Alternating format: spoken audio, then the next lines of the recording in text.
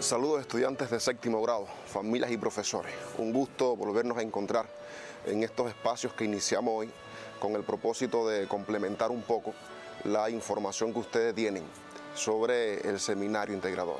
Por tanto, muchachos, estos elementos que vamos a transmitir acá van encaminados también a que ustedes tengan otros elementos más de los que ya estoy convencido que han ido resumiendo del libro de texto y han ido también respondiendo este seminario integrador. Nosotros vamos a estar proyectando materiales audiovisuales, fragmentos de películas durante todos estos espacios que precisamente van a complementar también la información que aparece en el libro de texto. Hoy en el encuentro vamos a estar precisamente, muchachos, conversando un poco sobre el inciso B de este seminario integrador.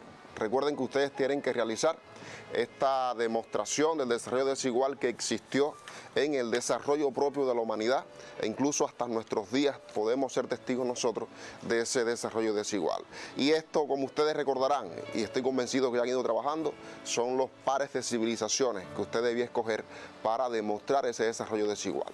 Precisamente vamos a dedicar hoy a mostrarle un material que va a complementar la información sobre la civilización egipcia, una de las civilizaciones más antiguas de la humanidad. Y nos vamos a referir precisamente, muchachos, recuerden que estos son los aspectos que hay que tener en cuenta para esa demostración, pero queremos que presten atención, porque en el material que vamos a observar a continuación va a estar encaminado precisamente a potenciar esa información que hay en el libro de texto sobre el desarrollo cultural que alcanzó esta civilización. Dice que es una de las civilizaciones con mayor esplendor de la antigüedad y que todavía en nuestros días pues también persisten algunos de esos aportes a la cultura universal.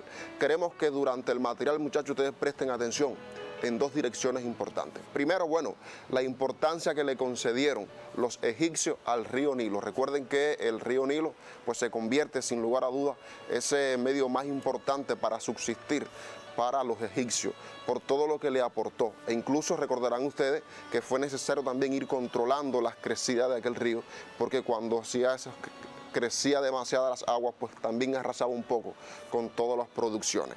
Y en un segundo momento quiero que presten atención en ese desarrollo cultural, sobre todo en la construcción. Bueno, cuáles fueron las principales construcciones y sobre todo esas pirámides que va a desarrollar esta civilización egipcia. Recuerden ustedes, muchachos, que las pirámides egipcias constituyen incluso una de las 7 maravillas del mundo antiguo y que todavía en la actualidad persisten algunas y que siguen siendo sin lugar a dudas asombrosas también por esas técnicas de construcción. En este sentido, pues va a estar dirigido este material que vamos a ver a continuación. Les propongo entonces que veamos el material sobre Egipto y luego nos volveremos a encontrar. Los antiguos egipcios llamaban a su país Kemet, es decir, la Tierra Negra, para diferenciarlo del desierto que lo rodeaba, o de Red, la Tierra Roja, que ocupa el 90% del país.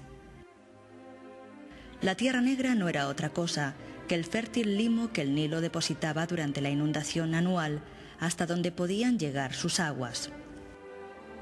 Para los egipcios, esto señalaba la llegada del dios Hapi, el dios del río, quien traía consigo riqueza y prosperidad.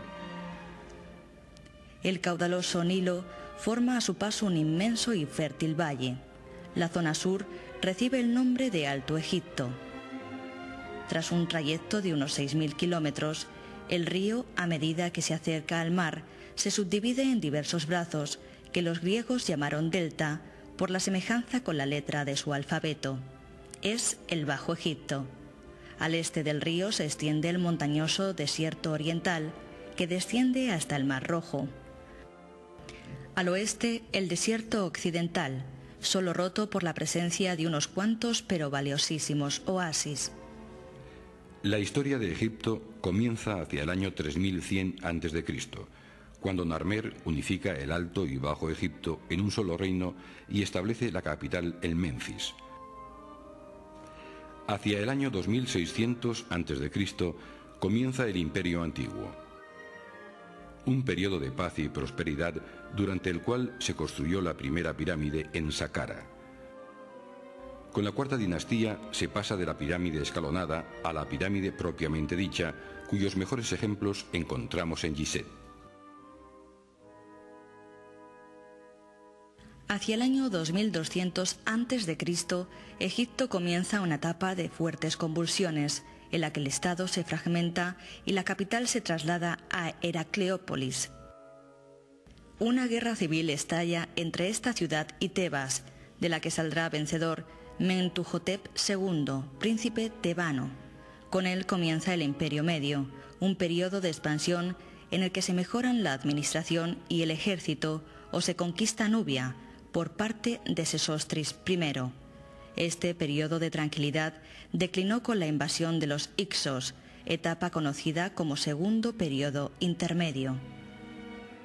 Hacia el año 1550 a.C., de nuevo el poder se traslada a Tebas. Egipto vive entonces su mayor esplendor durante el Imperio Nuevo.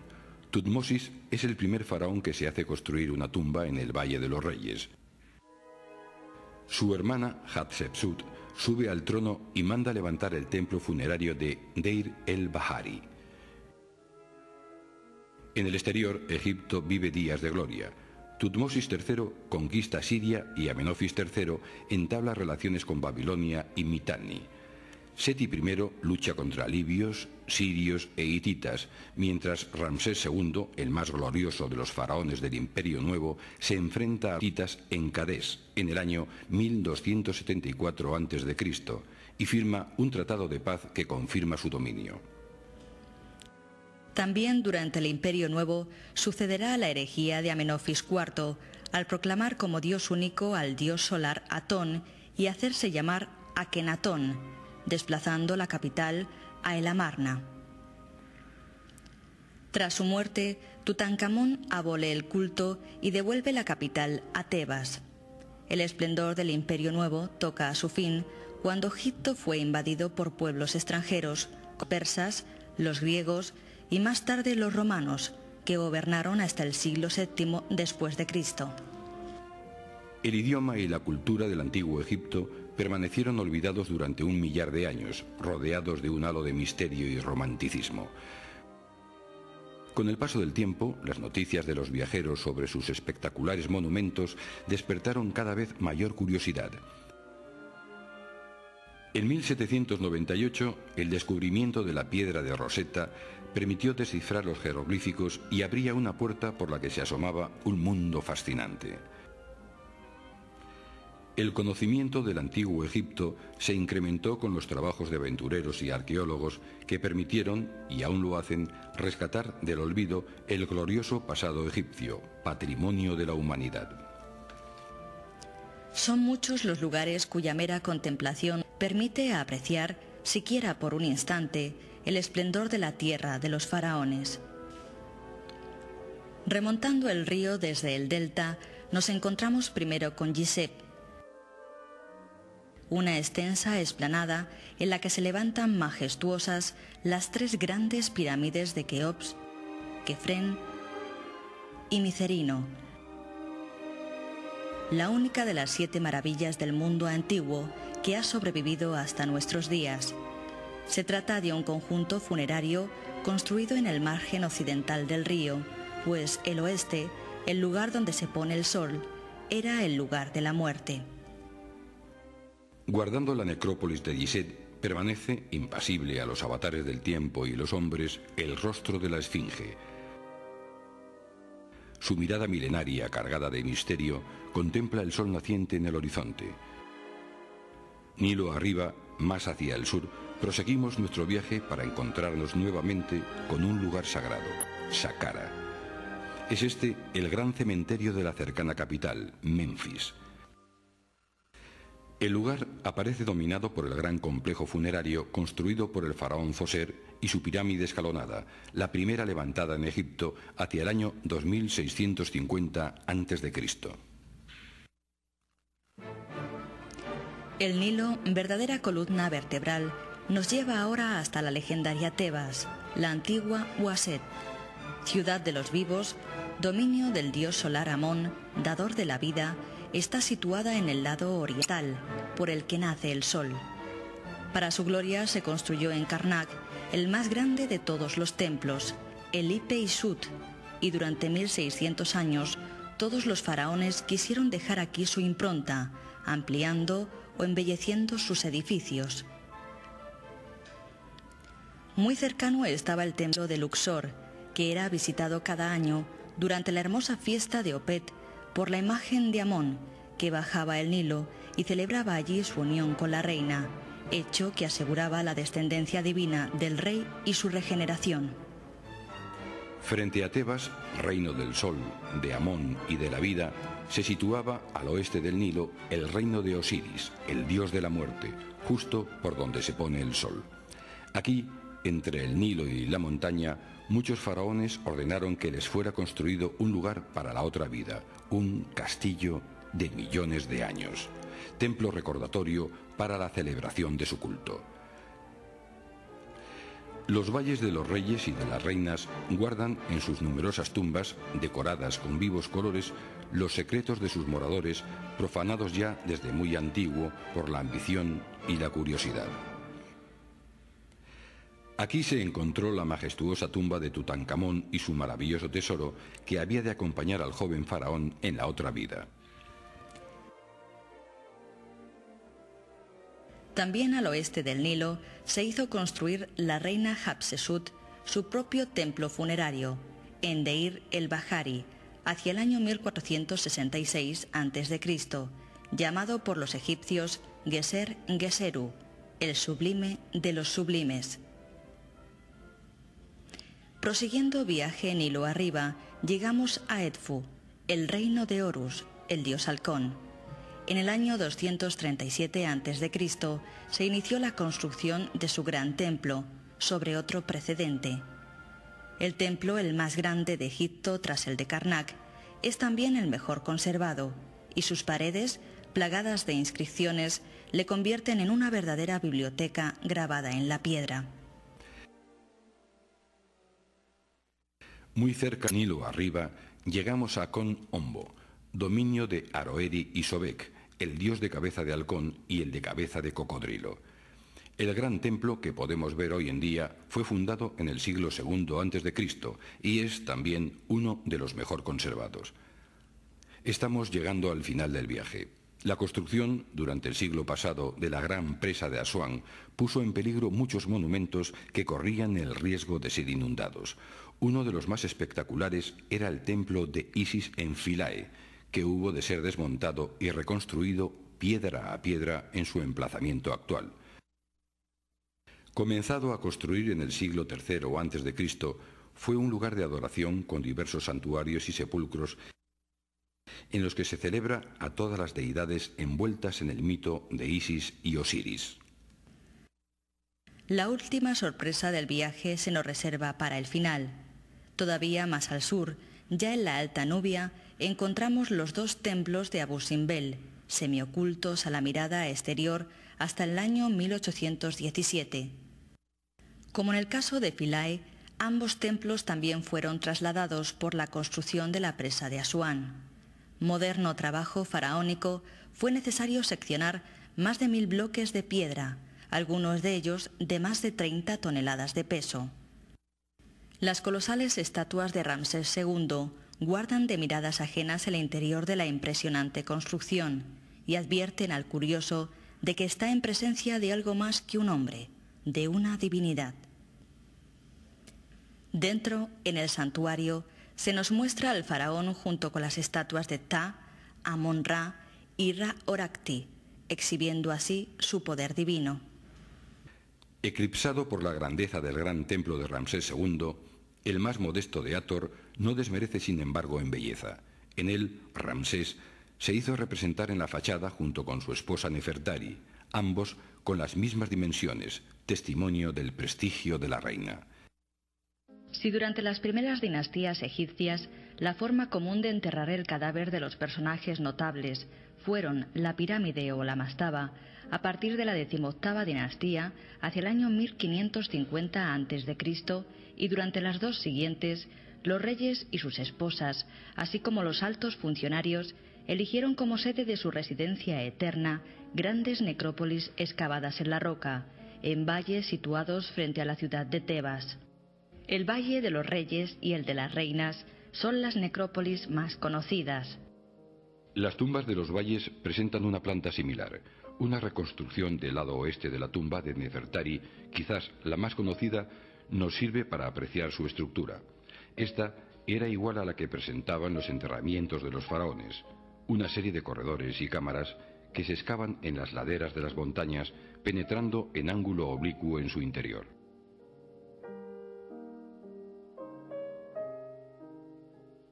La entrada se hacía por una escalera que daba acceso a la antecámara, un vestíbulo y otra estancia adosada.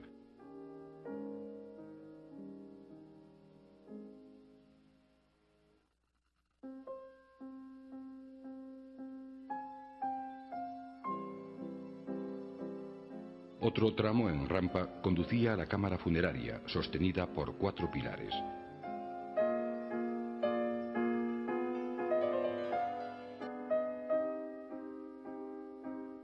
A esta cámara se le habían abierto pequeñas salas anexas que servían de almacenes para las ofrendas funerarias. La capilla o cella dedicada al culto cierra la tumba.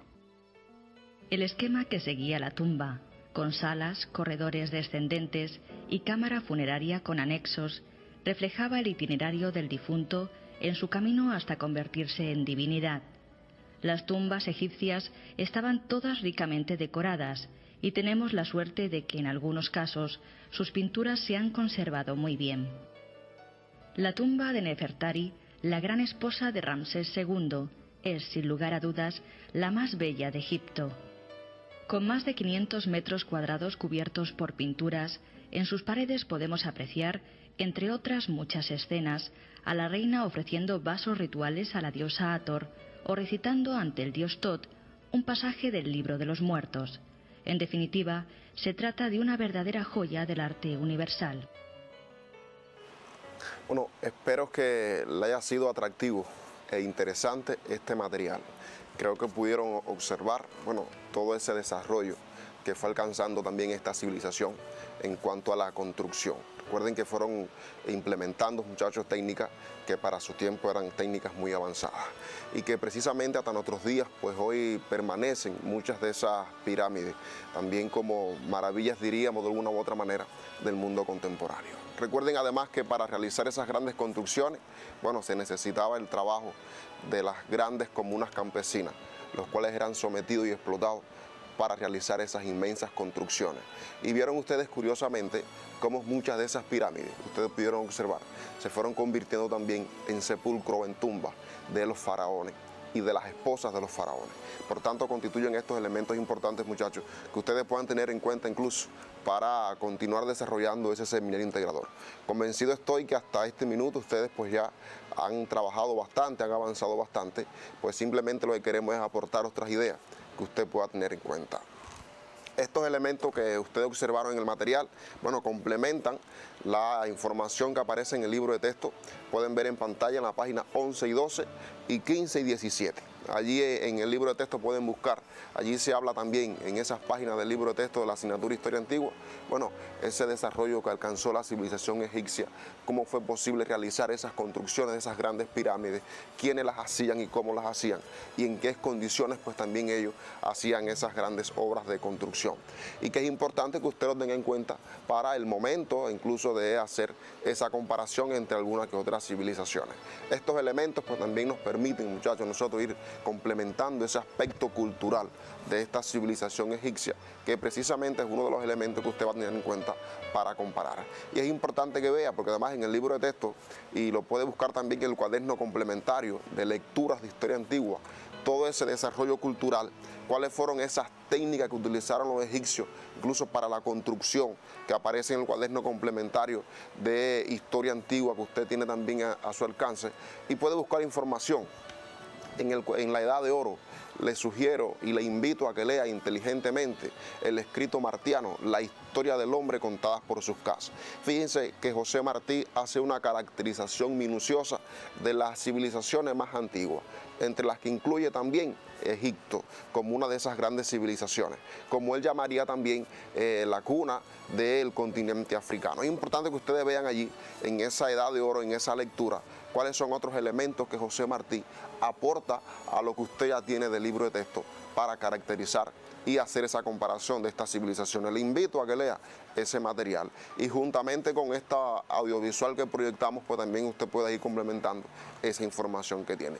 Recuerde, muchachos, que estamos transitando por un periodo complejo en nuestra sociedad, por esta pandemia que está afectando al mundo y que nosotros también pues somos parte de ello. Mantener, como siempre insistimos, las medidas que hoy ha indicado el gobierno de nuestro país, las autoridades del Ministerio de Salud, y también mantenerse en casa siempre que sea posible. Lea, busque información y complemente lo que hasta aquí hemos nosotros tratado de transmitir. Bueno, a continuación la profesora Iris va a estar compartiendo con ustedes también otros elementos que les van a ayudar a complementar la información que ya tienen sobre el Seminario Integrador de séptimo grado. En esta oportunidad, bueno, va a estar vinculado sobre el cambio climático y el problemas medioambientales, que como ustedes recordarán tienen que hacer una carta en la que expliquen esa información sobre los problemas medioambientales que afectan a la humanidad.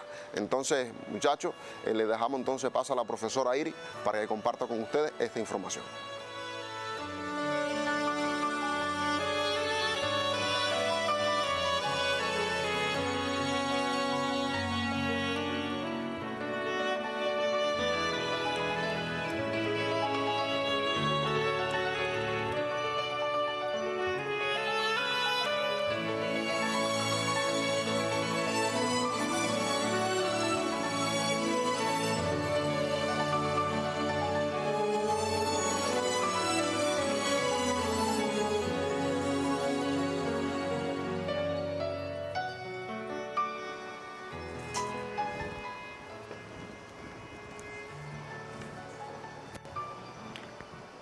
Un saludo tengan todos y es un placer volver a estar juntamente con ustedes compartiendo estas emisiones televisivas relacionadas con la orientación del Seminario Integrador Final.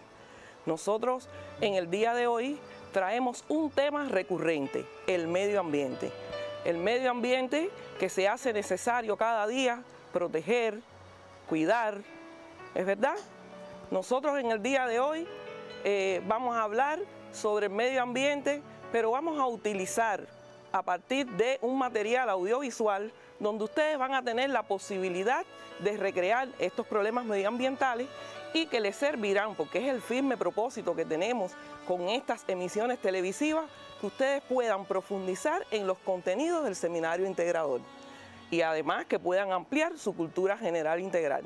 Evidentemente, esto los pondrá en mejores condiciones para que ustedes puedan desarrollar este tipo de evaluación. Del medio ambiente hemos hablado mucho, ya que ustedes en sus instituciones, sus docentes han abordado el tema y también en emisiones televisivas anteriores. Esta vez hemos querido traer un material audiovisual donde ustedes en un primer momento van a poder observar estos problemas medioambientales y en un segundo momento vamos a específicamente particularizar a partir de la amenaza que tiene este problema medioambiental para la humanidad, ya que sus efectos cada día son más crecientes. Estamos hablando del cambio climático, problema medioambiental global que, como les decíamos con anterioridad, cada día sus consecuencias son devastadoras. Hoy, en este material, nosotros vamos a ver cómo su impacto afecta al territorio nacional.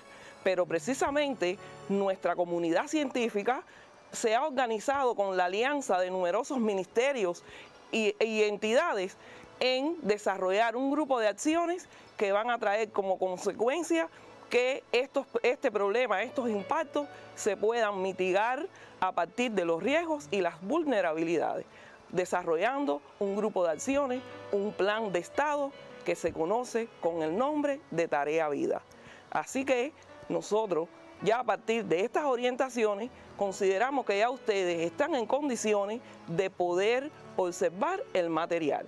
Entonces, sin más, los dejo para que puedan disfrutar este material que lleva como tema, que aparece en pantalla, Cuba y el cambio climático. Este material.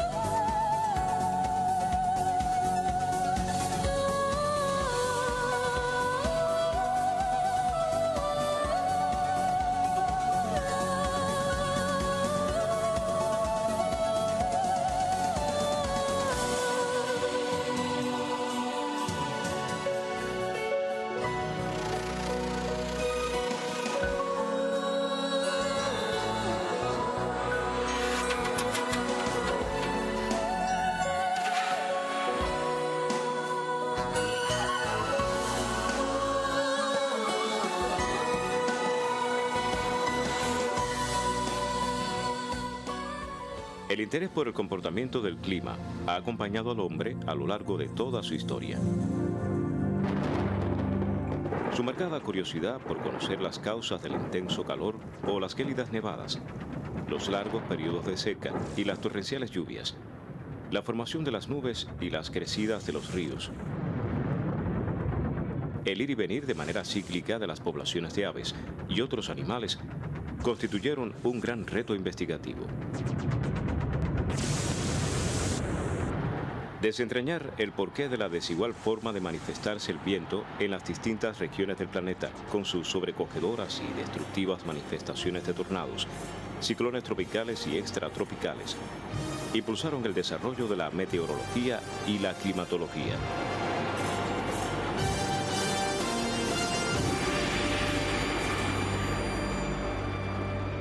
Actualmente su interés cobra más fuerza y se transforma en preocupación debido a los efectos acumulativos del propio accionar del hombre sobre el medio natural, lo cual ha creado una verdadera y peligrosa amenaza a la estabilidad del sistema climático.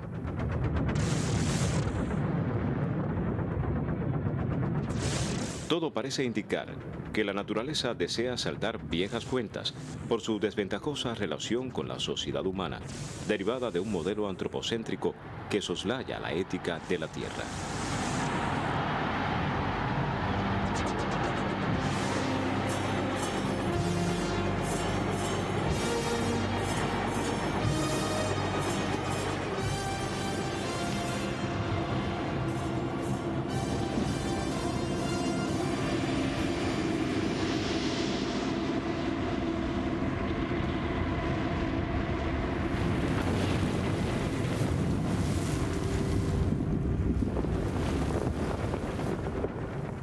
La huella ecológica de la humanidad, nuestro impacto sobre el planeta, se ha triplicado desde 1961 y excede en la actualidad en casi un 25% la capacidad del planeta para regenerarse.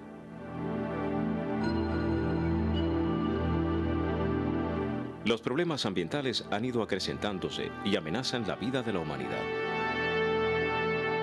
Una atmósfera cada vez más saturada de gases nocivos, la intensificación del efecto invernadero, el debilitamiento de la capa de ozono,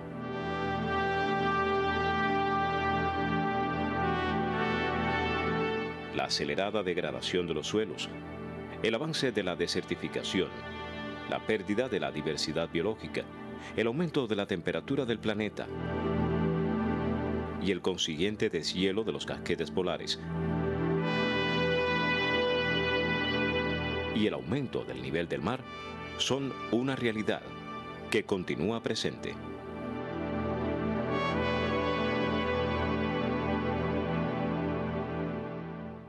Excelencia, una importante especie biológica está en riesgo de desaparecer por la rápida y progresiva liquidación de sus condiciones naturales de vida, el hombre.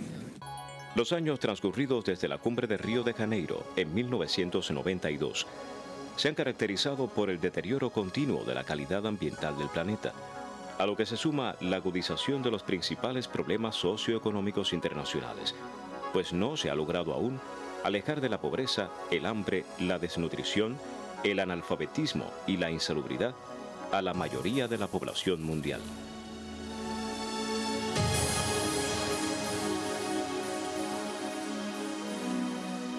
El cambio climático es quizás el reto ambiental global que más preocupa a la sociedad humana, y en correspondencia con ello, en los últimos años se ha intensificado el debate científico acerca de este problema, sus causas, impactos y estrategias para abordarlo.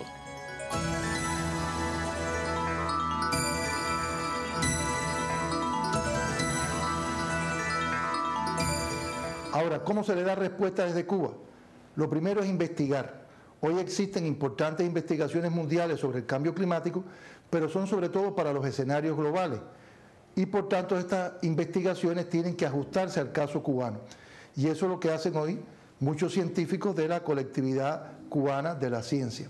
Y esos estudios científicos indican que las mayores amenazas para Cuba están en el aumento del nivel del mar y también en los cambios bruscos del clima que pueden ir asociados a periodos extensos de sequía, intensas lluvias y otras irregularidades climáticas.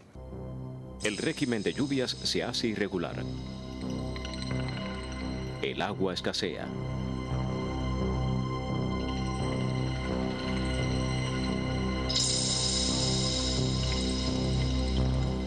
Se agudizan las catástrofes naturales.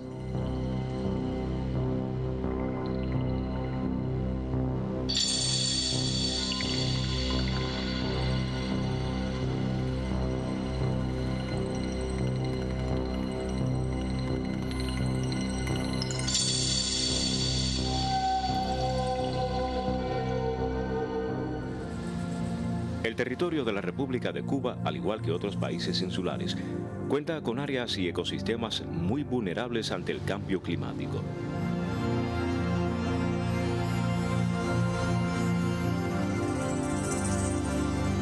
Cuba se destaca por una relativa riqueza de recursos naturales y una gran diversidad de paisajes y especies de la flora y la fauna.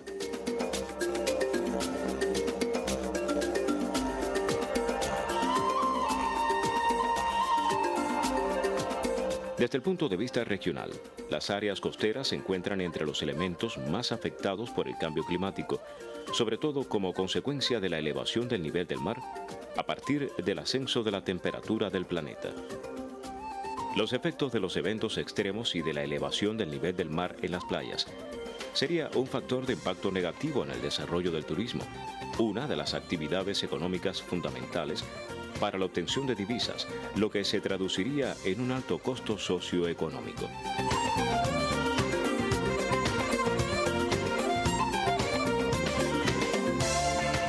La agricultura, el turismo, la pesca, el abastecimiento de agua, la salud y otros son algunos de los sectores socioeconómicos más vulnerables.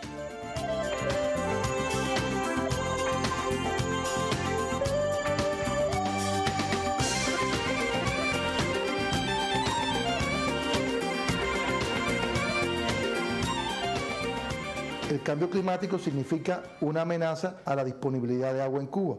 Por tanto, hay que proteger el agua, evitar todas las pérdidas innecesarias, hacer un uso más eficiente en la agricultura, en la industria y para el consumo humano, buscar la mejor manera de proteger los recursos hídricos que tenemos. Y para eso existen programas como el programa para el consumo y el ahorro eficiente del agua.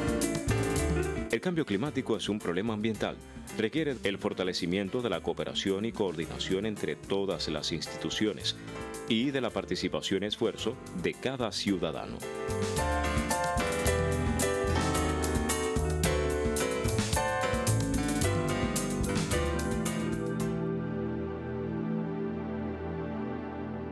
La circulación atmosférica y oceánica se torna compleja y variable.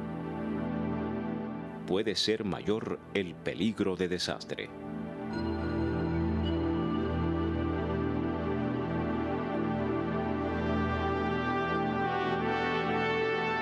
Siguiendo los compromisos contraídos en 1992 en la Cumbre de la Tierra, se iniciaron en Cuba los trabajos para conformar el Programa Nacional de Medio Ambiente y Desarrollo, expresión nacional de la Agenda 21. La Estrategia Ambiental Nacional, surgida en 1997, constituye la guía para el desarrollo sostenible y la política ambiental del país, la cual contempla la elaboración de las estrategias sectoriales y territoriales. La legislación ambiental cubana tiene carácter preventivo, regulador y transformador de conductas. Su texto rector es la Ley del Medio Ambiente.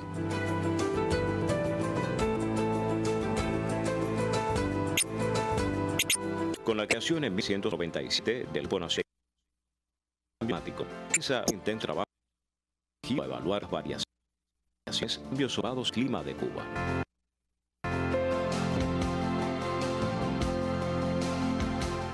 La comunidad científica cubana desde principios de la década de los 90 mostró su interés sobre el tema del cambio climático. Se hizo una primera evaluación a juicio de expertos a principios de esta década y posteriormente a finales de la misma se hizo el primer estudio de vulnerabilidad y adaptación al cambio climático, en el cual los trabajadores del Instituto de Meteorología realizaron los escenarios de cambio climático y científicos de otras disciplinas, así como de actividades forestales, de los recursos hidráulicos, de la salud, de los asentamientos humanos, pues junto con este colectivo del Instituto de Meteorología desarrollaron esta investigación. Dentro de las principales áreas de estudio e investigación sobre vulnerabilidad y adaptación se destacan la variabilidad climática actual como etapa crucial del proceso de adaptación, la asimilación e implementación de modelos climáticos y biofísicos, la evaluación y manejo de las incertidumbres asociadas al cambio climático,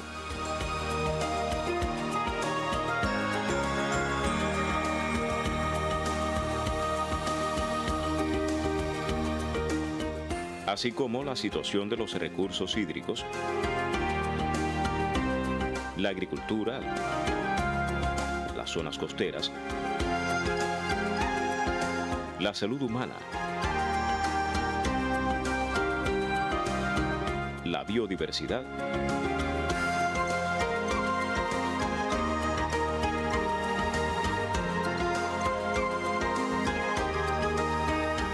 y los asentamientos humanos.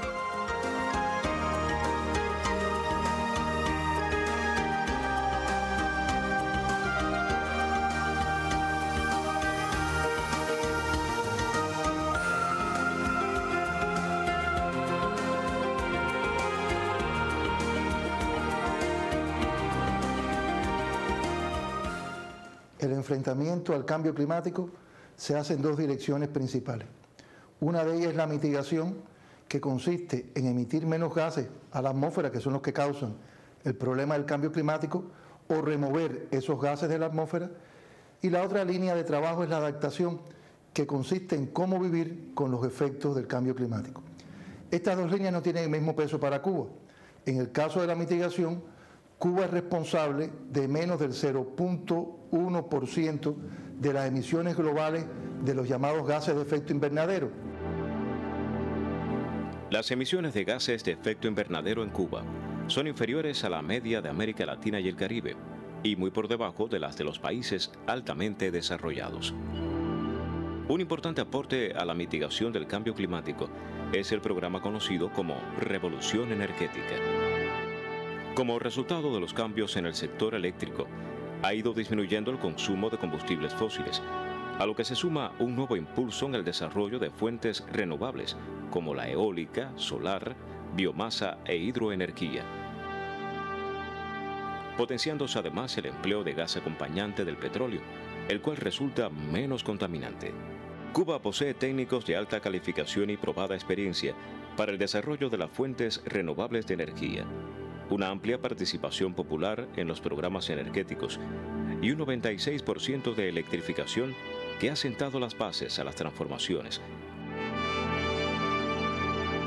Programas de educación ambiental que involucran a los niños desde las edades más tempranas, así como equipos multidisciplinarios que estudian la vulnerabilidad, adaptación y mitigación del cambio climático. En materia de mitigación, la revolución energética resulta una experiencia importante en la lucha contra la ineficiencia energética y el cambio climático, la cual es cada vez más reconocida en el plano internacional. En materia de adaptación, se destacan los programas de prevención, alerta temprana y respuesta oportuna ante fenómenos extremos, como los ciclones tropicales, que ha permitido reducir la vulnerabilidad en este campo y minimizar las pérdidas humanas y materiales.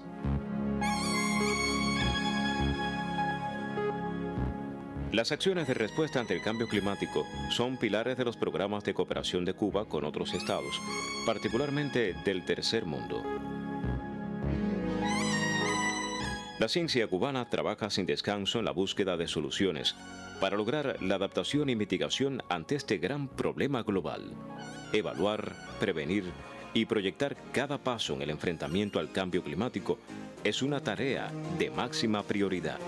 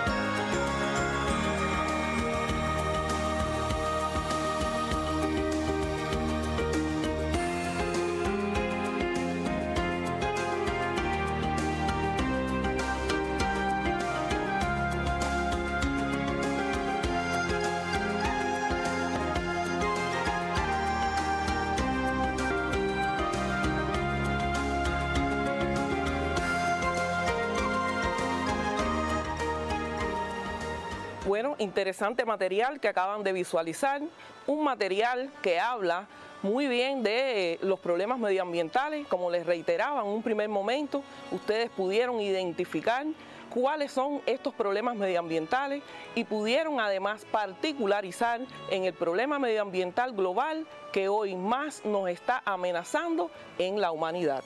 Ustedes también tuvieron la posibilidad de ver cómo se realizan un grupo de acciones a partir de la alianza, reitero, de numerosas instituciones para este problema, nosotros enfrentarlo y fundamentalmente a partir de la mitigación con las vulnerabilidades y los riesgos que este problema medioambiental amenaza a nuestro territorio.